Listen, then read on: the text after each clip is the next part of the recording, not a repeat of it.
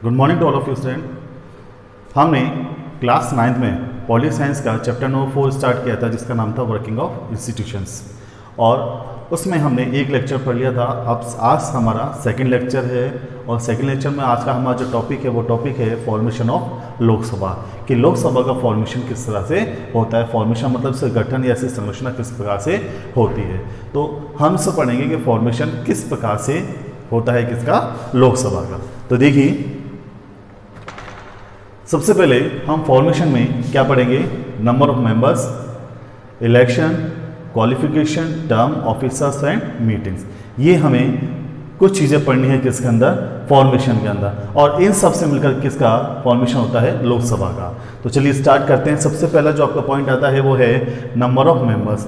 तो इसका मतलब है कि लोकसभा कितने मेंबर्स से मिलकर बनती है, कि लोकसभा में कितने मेंबर्स होना चाहिए। तो ये हम देखते हैं इसमें।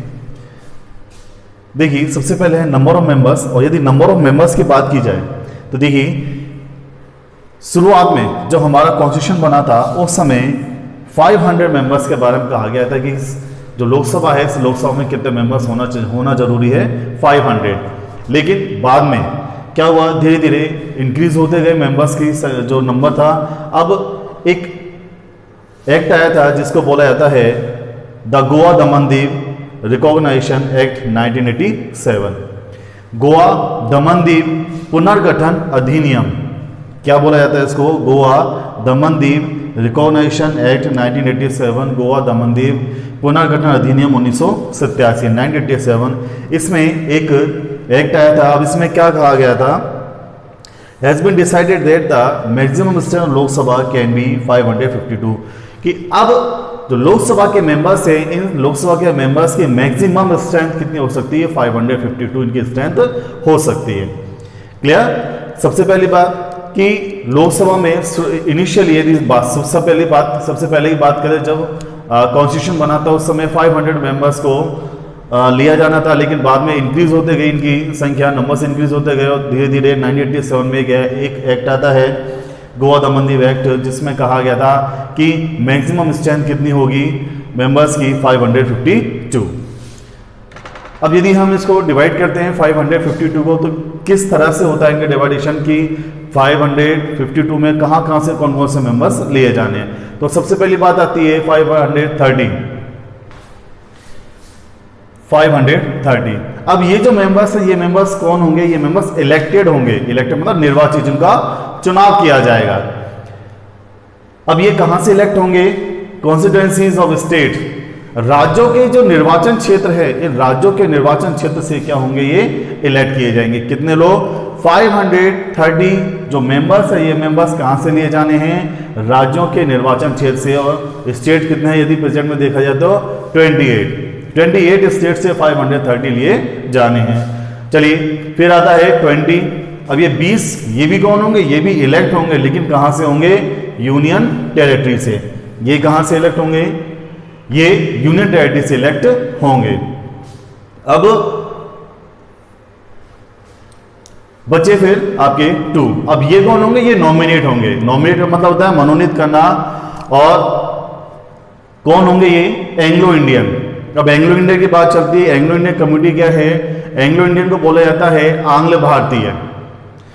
तो आंग्ल भारतीय जो समुदाय है, इस आंग्ल भारतीय समुदाय से 2 मेंबर्स को नॉमिनेट किया जाएगा, किसके द्वारा, प्रेसिडेंट के द्वारा। मतलब प्रेसिडेंट मनोनीत करेगा, मन से चयन करेगा किसका, दो व्यक्तियों का, जो किस कम्युनिटी से बिलोंग करेंगे, एंग्लो इंडियन कम्युनिटी से। अब बात आती है एंग्लो इंडियन कम्युनिटी होती क्या है। तो एंग्लो इंडियन को यदि बात करें तो एंग्लो इंडियन वह व्यक्ति है जिसके पिता या जिसके पूर्वज कहाँ के हों, यूरोप से बिलोंग करते हों। और यूरोप में भी यदि एक कंट्री की बात की जाए तो ब्रिटेन, वहां से ये बिलोंग करते हैं। और उसकी जो माँ है, जो मदर है, वह कहाँ से बिलोंग करती हो, वह इंडिया से बिलोंग करती है। और जिसका मूल निवास कहाँ है, इंडिया है, इसलिए इसे क्या कहा जाता है, एंग्लो इंडियन कहा जाता है। दोबारा देखिए, वह व्यक्ति जिसके फादर या जिसके एंसेस्टर पूर्वज कहाँ के होते हैं, यूरोप में भी ब्रिटेन के खासकर बोला जाता है। और जिसकी माँ या मदर कहाँ की होती है, इंडिया की होती है, उस व्यक्ति का क्या बोला जाता है, उस व्यक्ति बोला जाता है एंग्लो इंडियन। ठीक है। तो एंग्लो इंडियन व्यक्ति है ये दो नॉमिनेट करेगा कौन? प्रेसिडेंट। लेकिन अब आपको एक चीज याद रखना है कि 2019 तक 2 मेंबर्स को नॉमिनेट किया जाता था, लेकिन 25 जनवरी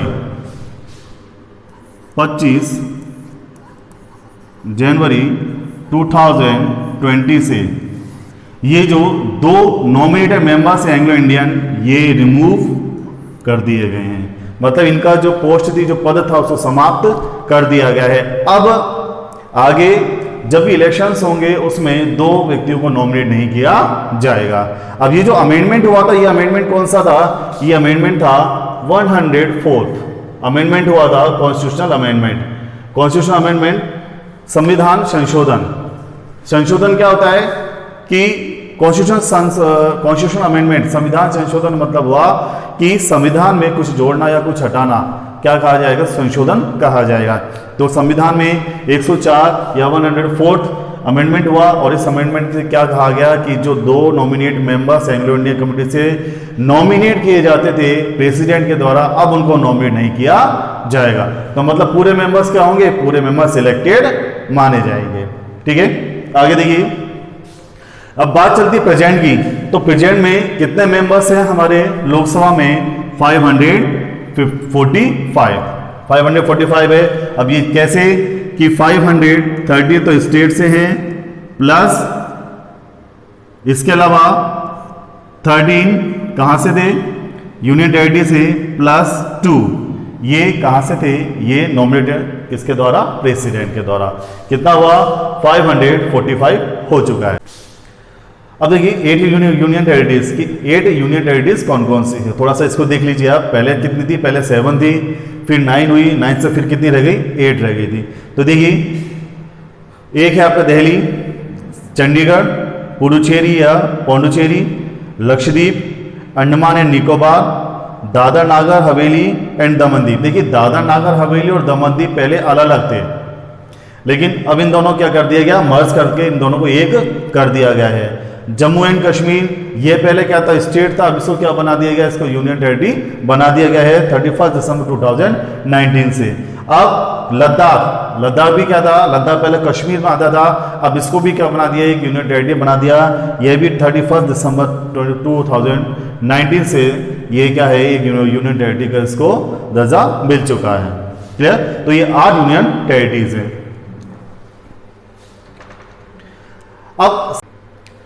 अब सेकंड पॉइंट आता है आपका इलेक्शन, कि लोकसभा के जो मेंबर्स हैं, इन लोकसभा मेंबर्स का इलेक्शन किस प्रकार से किया जाता है। तो लोकसभा का जो मेंबर्स है, जिन्हें क्या कहा जाता है? एमपी कहा जाता है। इन लोकसभा में मेंबर्स का इलेक्शन कैसे होता है? डायरेक्टली होता है। देखिए इलेक्शन 2 टाइप्स है, डायरेक्ट और इनडायरेक्ट, प्रत्यक्ष और अप्रत्यक्ष रूप से इलेक्शन किए जाते हैं। तो डायरेक्टली मतलब हम जो लोग हैं, कॉमन पीपल हैं, हम क्या करते हैं? हमारे जो रिप्रेजेंटेटिव हैं उनको हम चुनते हैं। कैसे? प्रत्यक्ष रूप से हम खुद जाकर वोट डालते हैं ईवीएम मशीन में, और हम अपने रिप्रेजेंटेटिव को इलेक्ट करते हैं। तो डायरेक्ट करते हैं, तो इसलिए ये जो मेंबर्स हैं, एमपीज हैं, इनको डायरेक्ट इलेक्ट किया जाता है। अब ये जो बेसिस होता है, वो बेसिस कौन सा होता है? यूनिवर्सल एडल्ट फ्रेंचाइज या सफरेज। इसे बोला जाता है सार्वभौमिक वयस्क मताधिकार। अब सार्वभौमिक वयस्क मताधिकार का मतलब क्या हुआ? तो देखिए यूनिवर्सल एडल्ट फ्रेंचाइज का मतलब क्या हुआ? इक्वल राइट टू वोट, एक समान अधिकार देना। किसका? वोट देने का एक समान अधिकार देना। किसको? Every adult in a country. देश में रहने वाला जो प्रत्येक व्यक्ति है, उस प्रत्येक व्यक्ति को एक समान अधिकार देना। और एक समान अधिकार किसका देना? राइट टू वोट देने का अधिकार। अब एक समान व्यक्ति, इसकी एज क्या होगी? 18 ईयर्स, मतलब 18 साल का। वह 18 साल का यदि कोई व्यक्ति है तो वह क्या माना जाएगा? एडल्ट माना जाएगा, और वह वोट देने का उसको राइट मिल जाता है। 1 सिटीजन 1 वोट, एक व्यक्ति एक सिटीजन और उसका एक वोट माना जाएगा। इसके अलावा India has blessed with universal adult franchise since the independence. कब से स्टार्ट हुआ है इंडिपेंडेंस? जब हमारा देश आजाद हुआ था। ठीक है, इसके अलावा देखिए इसमें क्या है? 18 ईयर्स की वोट डालने की जो एज है, वो वोट डालने की एज कितनी है? 18 ईयर्स है। तो क्या शुरू से ऐसा था? नहीं, शुरू से ऐसा नहीं था। तो देखिए कॉन्स्टिट्यूशन में पहले क्या था? कॉन्स्टिट्यूशन पहले 21 ईयर्स की एज थी क्या?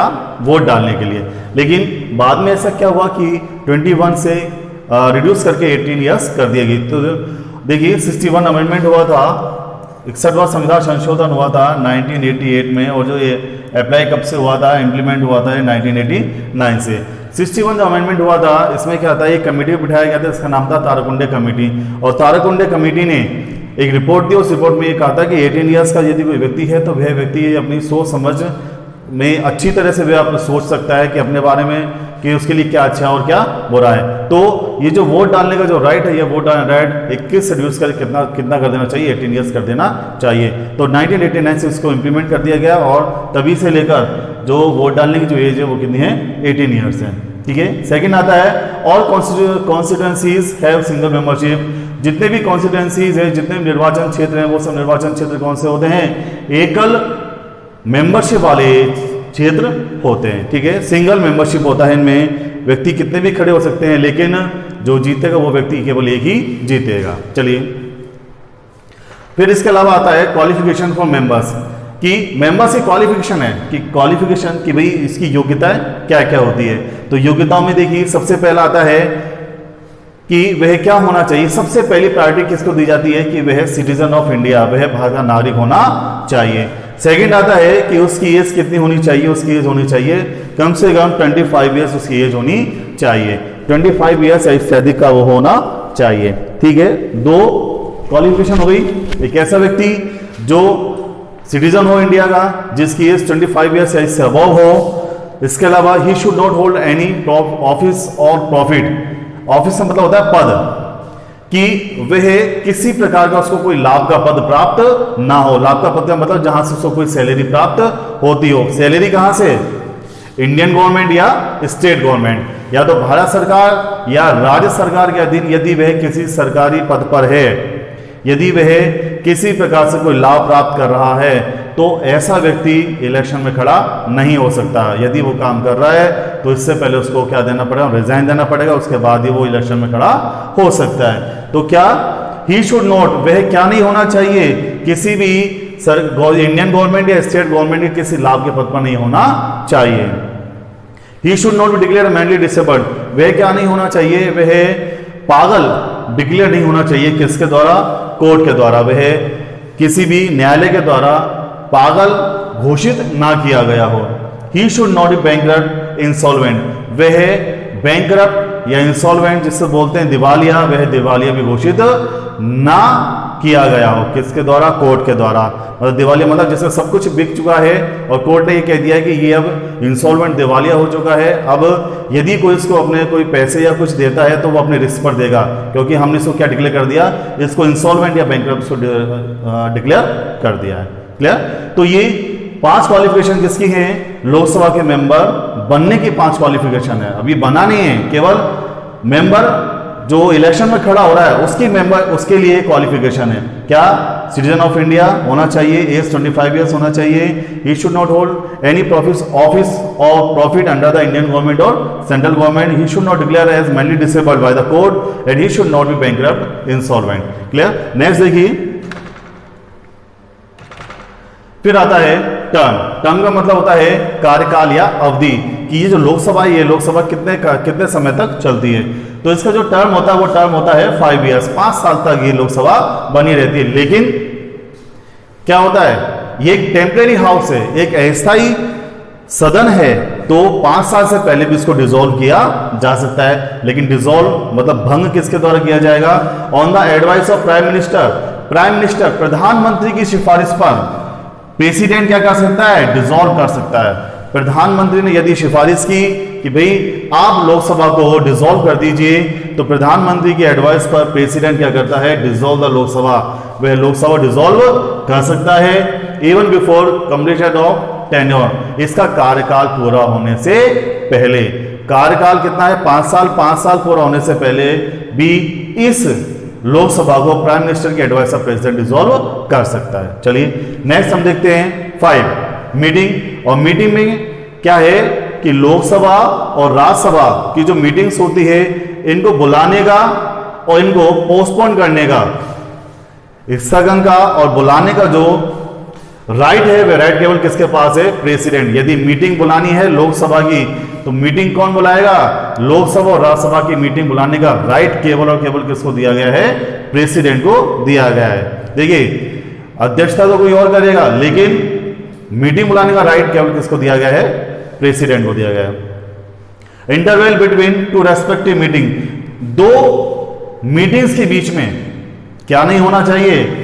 Of the Lok Sabha Rajya Sabha not be more than 6 month, दो मीटिंग के बीच में 6 महीने से ज्यादा का अंतर नहीं होना चाहिए। यदि साल भर में 2 मीटिंग होती है तो 2 मीटिंग भी 6 महीने से पहले होनी चाहिए। क्लियर? तो क्या कहा गया है कि यदि 2 मीटिंग होती है तो 2 मीटिंग में भी 6 महीने से ज्यादा का अंतर नहीं होना चाहिए। फिर आता है ऑफिस ऑफ द लोकसभा की ऑफिसर्स, इसके पदाधिकारी कौन कौन से होते हैं? एक होता है स्पीकर और एक होता है डेप्यूटी स्पीकर। एक स्पीकर और डेप्यूटी स्पीकर। स्पीकर इसका अध्यक्ष होता है और डेप्यूटी स्पीकर इस लोकसभा क्या होता है? उपाध्यक्ष होता है। आर्टिकल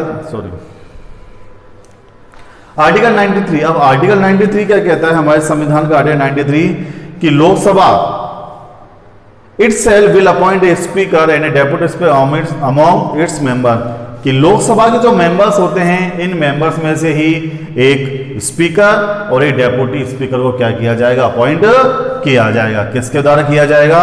लोकसभा के सदस्यों के द्वारा किया जाएगा। आर्टिकल 93 किससे रिलेटेड है? स्पीकर और डेप्यूटी स्पीकर को अपॉइंट करने से रिलेटेड है। तो अपॉइंट कौन करता है? अपॉइंट लोकसभा के मेंबर्स करते हैं अपने ही मेंबर्स में से। क्लियर हुआ? चलिए, इसके अलावा देखिए प्रेजेंट में ये हमारी क्या है? ये लोकसभा है। ठीक है, ये लोकसभा है। यहां पे कौन बैठते हैं? स्पीकर बैठते हैं। यहां पर स्पीकर बैठते हैं। प्रेजेंट में हमारे जो स्पीकर हैं वो स्पीकर हैं मिस्टर ओम बिरला। ये हमारे लोकसभा के प्रेजेंट में कौन है? स्पीकर। प्रेजेंट में डेप्यूटी स्पीकर नहीं है कोई भी। ये डेप्यूटी स्पीकर 2019 तक थे। एम थंबीदुरई करूर जो थे ये 2019 तक थे। अब उसके बाद प्रेजेंट में डेप्यूटी स्पीकर की जो पोस्ट है वो वैकेंट है, वो खाली है। क्लियर? तो ये हमने पढ़ा किसके बारे में? ये हमने लोकसभा जो फॉर्मेशन था इसके बारे में हमने पढ़ लिया।